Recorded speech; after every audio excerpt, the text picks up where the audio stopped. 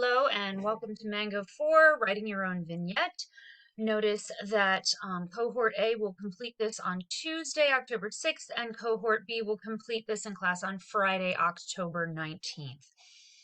So what you're going to do is you're going to use the vignettes that we talked about the other day, Hairs and My Name, and you're going to reread them and look at them again. And then you're going to choose one of the two vignettes and you're going to write one that is similar to it. So let's go through and we'll look at them together. So the one that you'll need to look at the model is down in the bottom. However, let's say you want to write about hairs vignette. So you want to create your own vignette about hairs. All right. So, in the vignette Hairs, Sandra Cisneros reveals a lot about the narrator's family, especially her mother, through a discussion of one physical trait, hair. Cisneros reveals the narrator's feelings towards her mother in the passage using a variety of stylistic devices to achieve this effect. Think about the people in her own family, or in your own family, I'm sorry, the characteristics you share with them and those which make them and you distinctive.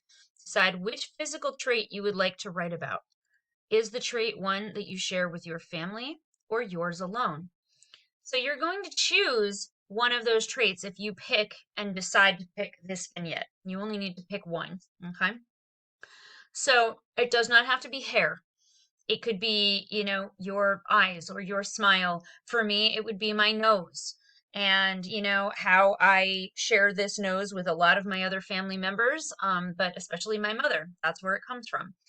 And maybe I might use some sensory language or images or something like that to talk about the closeness between my mother and I, like Sandra Cisneros does with her mother, or Esperanza and her mother in the story. So, using hairs as a model, write a vignette about your own life that discusses an important physical trait and how it reveals something about the person who possesses it and your relationship to him or her. You may choose to discuss a trait that all of you share, or one that makes a particular family member or you stand out from the others because it is different. So maybe your eye color is slightly different than someone else's, or everybody else in the family has brown eyes, but you have blue eyes, or you have a birthmark that makes you unique, or something along those lines. So you're going to write a clear description of family members that sheds light on their personality using imagery. All right, so if you remember when she wrote in Hairs, she started at the beginning talking about her father's hair, her brother's, her sister, and those traits that their hair had kind of showed you the traits of the people. Okay. Um, use simile to describe physical characteristics in a new way. So remember, simile is comparing two unlike things using like or as. So she says Papa's hair is like a broom. Kiki's hair is like fur. Okay. Include sound, smell, taste, sight, or touch imagery. To get maximum points for this section, you need at least 3 out of the 5. If you look back in the vignette, Sandra Cisneros uses at least 3 of those 5 sensory images to discuss her mother's hair. She talks about the smell of it. She talks about the sound in the room when she creeps into her mother's room at night. She talks about the feeling of the warm bed, and all of those things help create a feeling of safety and comfort for her. All right.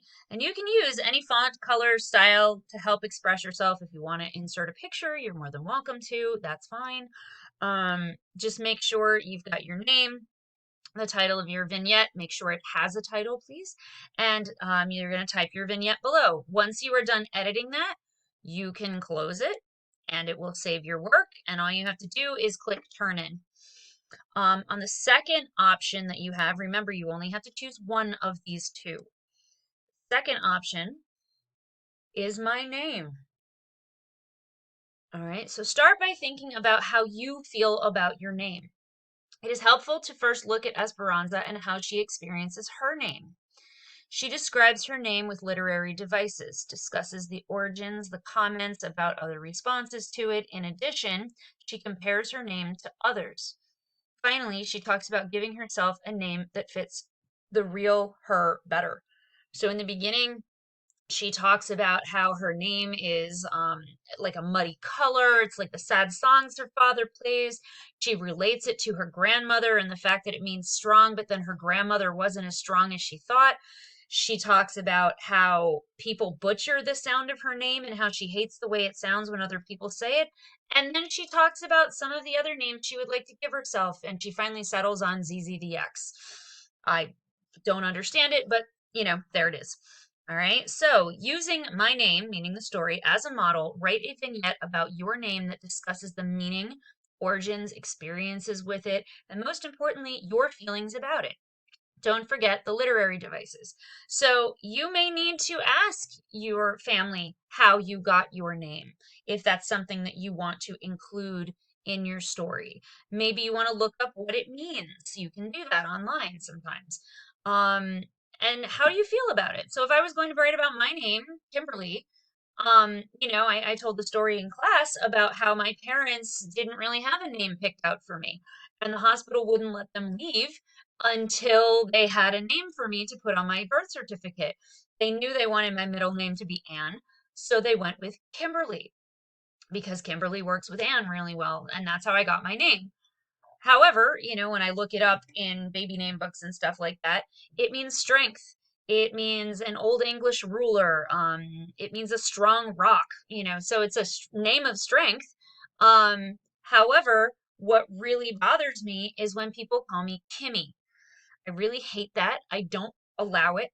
And because it feels weak and it feels bratty, I can't stand being called that. I also don't like being called Kimberly.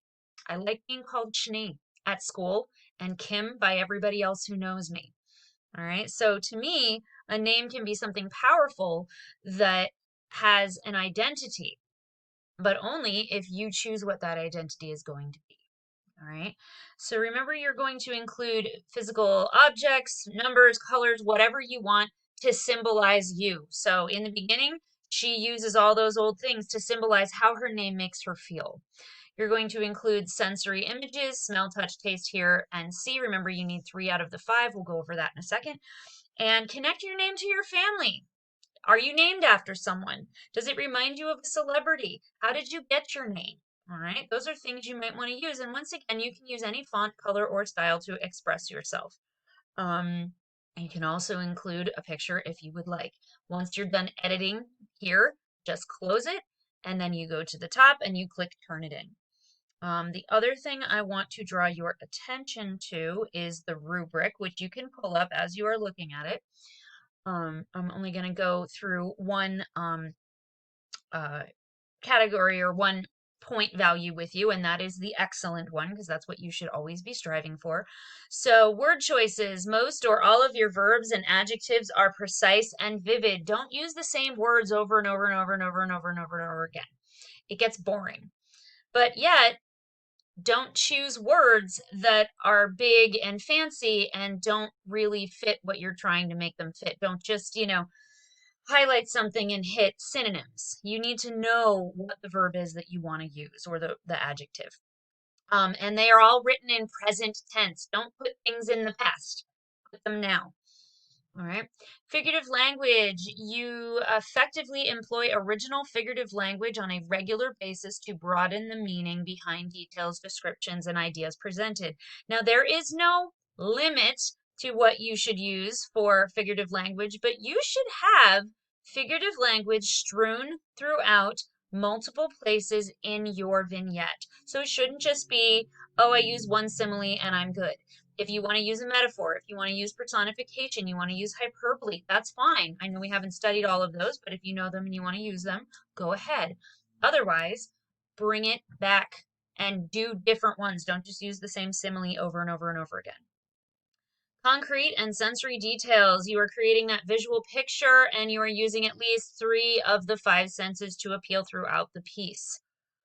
And introduction and conclusion. The piece includes an introduction that grabs and holds the attention of the audience. Conclusion is evident and provides personal insight. Introduction is interesting, but does not hold the attention of the reader to want to keep reading. of the then the conclusion is evident but doesn't provide personal insight. All right, so look at the model vignettes. How does she start them? How does she end them? She doesn't say in conclusion like you would on an essay. And she doesn't throw down a thesis statement like you would in an essay in an introduction. So look at those model vignettes to see what she does.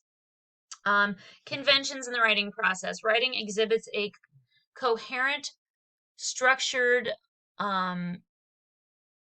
structure that demonstrates a command of standard English, spelling, sentences structure, sentence structure, punctuation, etc.